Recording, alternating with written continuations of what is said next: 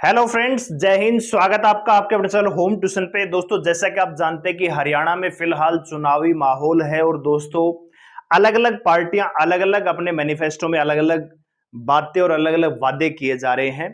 लेकिन सबसे ज्वलंत जो मुद्दा है फिलहाल हरियाणा में वो है CET group 56-57 Haryana police group 1-2 यानी ग्रुप सी के तहत जो 29,000 भर्तियां हैं उनकी रिजल्ट और ज्वाइनिंग को लेकर क्या कोई पॉजिटिव अपडेट है या नहीं है। तो ऐसे में बहुत सारी चीजें निकल के आ रही हैं। कुछ चीजें ऐसी हो सकती हैं, कुछ खबरें ऐसी हो सकती हैं जो आपको निराश कर सकती हैं और कुछ खबरें ऐसी हो सकती हैं जो थोड़ी सी आपको उम्मीद दे सकती हैं।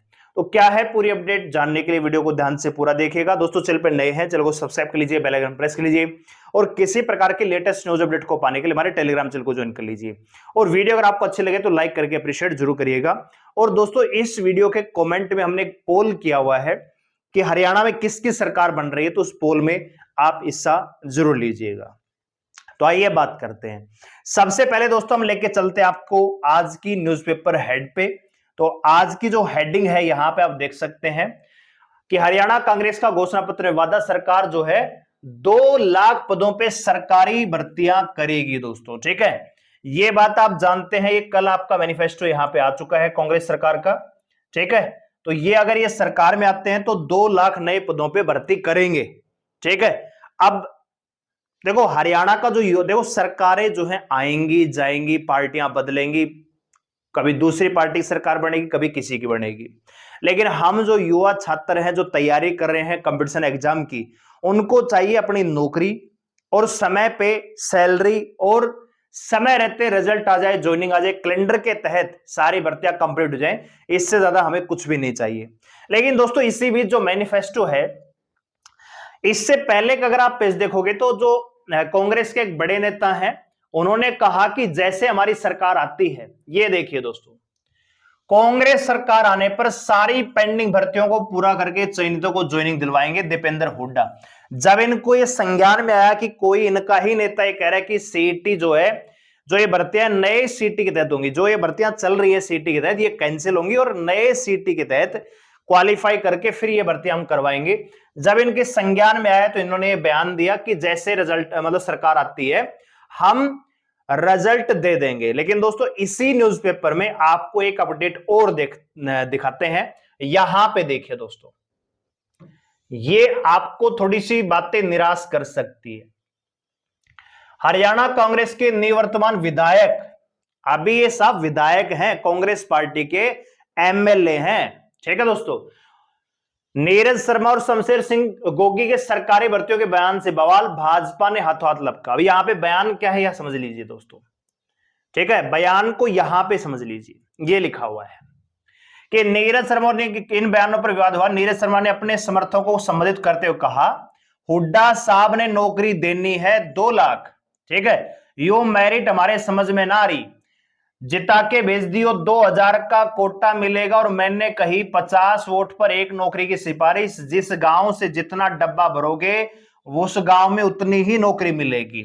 ये मेरो फैसलो ना है, यो सबका फैसला है, कल को मेरे ऊपर थोप दो। शमशेर गोगी ने अपने समर्थकों को संबोधित करते कहा कि जब सरकार के अंदर असंध का हिस्सा होगा, रिश्तेदार नू भी खुश करेंगे आपा, हम अपने रिश्तेदारों को भी खुश करेंगे। जो बाहर से हमारी मदद करने के लिए आ रहे हैं, भाईचारे में करेंगे, पहले अपना घर तो भरेंगे ही। ठीक है दोस्तों, कहने का मतलब ये है कि जो गांव इनके अकॉर्डिंग, और एक और अपडेट इनकी थी कि 50 वोट के बदले एक नौकरी देने की सिफारिश कर रहे हैं, और ये वर्तमान में दोनों विधायक हैं कांग्रेस पार्टी के दोस्तों। ठीक है, तो ऐसा जो ये बोल रहे हैं कि उसका बयान है उसका बयान है, उसकी कोई मानता नहीं भैया। ये एक जिम्मेदार व्यक्ति है, जिम्मेदार एक प्रतिनिधि है सरकार के दोस्तों, सरकार के तो नहीं है लेकिन विपक्षी पार्टी के। ठीक है, फिलहाल एमएलए हैं और ये इस प्रकार का बयान दे रहे हैं। तो इन चीजों से आप समझ सकते हो कि क्या ही हाल हरियाणा में नौकरियों का होने वाला है। और आप अच्छे तरीके से जानते हो कि 2014 से पहले, भाजपा सरकार आने से पहले हरियाणा में नौकरियों का क्या माहौल रहता था। 2014 के बाद दोस्तों यह बात सही है कि जिस बच्चे ने मेहनत की, वो बात एक अलग है कि भैया 5 नंबर एक्स्ट्रा नंबर वो थोड़ा बहुत चला, चलो वो चीज गलत है। ठीक है, लेकिन जिस बच्चे ने मेहनत की है उसको नौकरी मिली है दोस्तों। सब इंस्पेक्टर की मिली है, ठीक है, बहुत सारे अन्य कांस्टेबल, क्लर्क, बहुत सारी वैकेंसी आई। और 2014 से पहले आपने सुना था कि हरियाणा जीके के कोई टीचर है क्या? नहीं। जब से 2014 में सीईटी या कोई कॉम्पिटिटिव एग्जाम लेना स्टार्ट हुआ है, तभी हरियाणा जीके का बहुत सारे टीचर हैं जिनको रोजगार मिला है, जो उभर के आ रहे हैं हरियाणा में। तो वो भी इसी सरकार की बदौलत है जो वर्तमान में है। ठीक है दोस्तों, तो कहने का मतलब ये है कि जो ये वादे कर रहे हैं ये भी खाली एक चुनावी स्टंट है दोस्तों, एक्चुअली में कुछ भी नहीं है। ठीक है, राजस्थान में इनकी 5 साल सरकार रह ली, इन्होंने कुछ नहीं किया, वहां पे बहुत सारे वादे किए थे, ये कर देंगे, वो माफ कर देंगे, फलाना कर देंगे, धिकड़ा कर देंगे, कुछ नहीं हुआ। तो दोस्तों मुझे ऐसा लग रहा है कि ये भी खाली चुनावी पुलाव है जो वोटर्स को रिझाने के लिए दे रहे हैं। ठीक है भैया, 100 गज के प्लॉट दे देंगे, फलाना दे देंगे, धिकड़ा दे देंगे। लेकिन सच्चाई ये है दोस्तों कि अगर आप चाहते हो, देखिए वर्तमान में 2022 से सीईटी भर्ती नहीं हुई ठीक से, क्योंकि गठबंधन की सरकार थी। ठीक है, चलो हम मान लेते हैं कि ये गड़बड़ हुई, सीईटी नहीं हुआ ठीक से, 4 गुना नहीं बुलाए, चलो 1% हम मान लेते हैं।